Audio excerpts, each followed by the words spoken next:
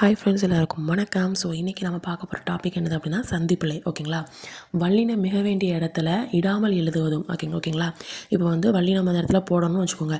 அந்த இடத்துல நீங்கள் வந்து போடாமல் எழுதினாலும், இல்லை நீங்கள் அந்த இடத்துல போடக்கூடாது அப்படின்னு சொல்லிட்டு அந்த இடத்துல நீங்கள் போட்டு எழுதினாலும் வரக்கூடிய பிழையை தான் என்ன சொல்கிறாங்க அப்படின்னா சந்திப்பிழை அல்லது ஒற்றுப்பிழைன்னு சொல்கிறாங்க. ஓகேங்களா? வல்லினம் மிக வேண்டிய இடத்துல விடாமல் எழுதுவதும், வல்லினம் மிக வேண்டிய இடத்துல இட்டு எழுதுறது தான் என்னது சந்திப்பிழை. இதுக்கு இன்னொரு பேர் என்னது ஒற்றுப்பிழை. அவ்வளோதான். ஓகேங்களா? இப்போ இந்த சந்திப்பிழை வந்து போட்டு எழுதணும் போடாமல் எழுதணும்னு சொல்கிறாங்கல்ல. ஸோ அதனால் என்ன நமக்கு வந்து ஒரு ஹெல்ப்ஃபுல்லாக இருக்கும் அப்படின்னா, ஒரு வேர்டு இருக்குன்னா அந்த வேர்டோட ஏதாவது கருத்து பிழையோ இல்லை பொருள் குழப்பமோ ஏற்படாமல் இருக்கிறதுக்காக நம்ம அந்த சந்திப்பிழை அப்படிங்கிற விஷயத்தை வந்து நம்ம கொண்டு வரோம். ஓகேங்களா? ஃபார் எக்ஸாம்பிள் வந்து மண்வெட்டி கொண்டு வான்னு சொல்கிறோம். மண்வெட்டி கொண்டு வா அப்படின்னா இந்த வந்து நம்ம மண்ணை வந்து வெட்டுவோம்ல, அந்த மண்வெட்டி சொல்லுவாங்களா. ஸோ அதை எடுத்துகிட்டு வான்னு சொல்கிறாங்க. இது வந்து பாருங்கள், மண் வெட்டி கொண்டு வான்னு சொல்கிறாங்க. அப்போ இங்கே வல்லினம் அப்படிங்கிறது ஒன்று வந்ததுனால இதுக்கு மீனிங் ஃபுல்லாக வந்து மாறுது. ஓகேங்களா? ஸோ இதுக்கு என்ன சொல்கிறாங்க, மண்ணை வந்து வெட்டி கொண்டு வா அப்படின்னு சொல்கிறாங்க. ஓகேங்களா? ஸோ வல்லினம் மிகும் இடங்கள் மிகா இடங்கள் போட்டிருக்கேன். இதுக்கான ஃபஸ்ட்டு ஸ்டோரியை சொல்லிடுறேன், அதுக்கப்புறம் எக்ஸ்ப்ளனேஷன் சொல்கிறேன். ஓகேங்களா? ஸோ நல்லா கேட்டுக்கோங்க. இது வந்து ஒரு ஸ்டோரி. ஆக்சுவலாக இது வந்து வரண்டா ரேஸா இல்லை அட்டா 2 4 தெரில. பட் அவங்க ஷார்ட்கட் வந்து நல்லா இருந்துச்சு. ஸோ அதனால் உங்களுக்கு ஷேர் பண்ணலாம் அப்படிங்கிறதுக்காக நான் எடுத்துகிட்டு வந்தேன். ஓகேங்களா? ஸோ நல்லா கேட்டுக்கோங்க. 2 பேர். ஓகேங்களா? ஸோ 2 பேர், அதான் 28 பண்பு தொகை. அந்த பக்கம் போமா இந்த பக்கம் போகணுமா எந்த பக்கம் போகணும்னு தெரியலை. ஓகேங்களா? அப்போது அங்கே ஒரு கடை இருந்திருக்கு. ஓகேங்களா?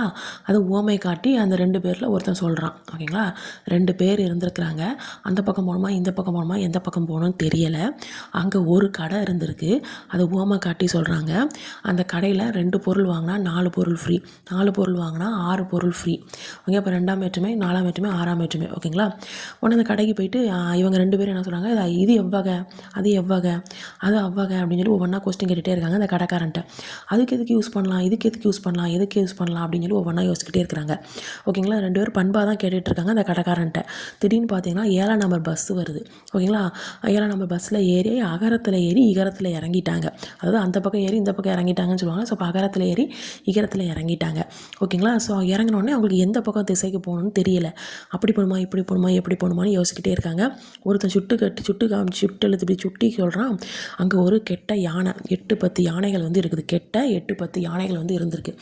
உடனே ரொம்ப ரொம்ப மிகப்பெரிய யானையாக இருக்குது. உடனே தடன்னு ஓடுறாங்க. அப்பா சாலை சவ தட குலை இனி தனியாக நம்ம வெளியில் வரக்கூடாது அப்படின்னு சொல்லிட்டு வன்மையாகவும் மென்மையாகவும் சொல்லிட்டாங்க.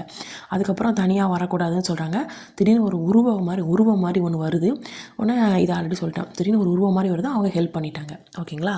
ஸோ இதுதான் வல்லினம் மிகும் அப்படிங்கிறதுக்கான எக்ஸாம்பிள்.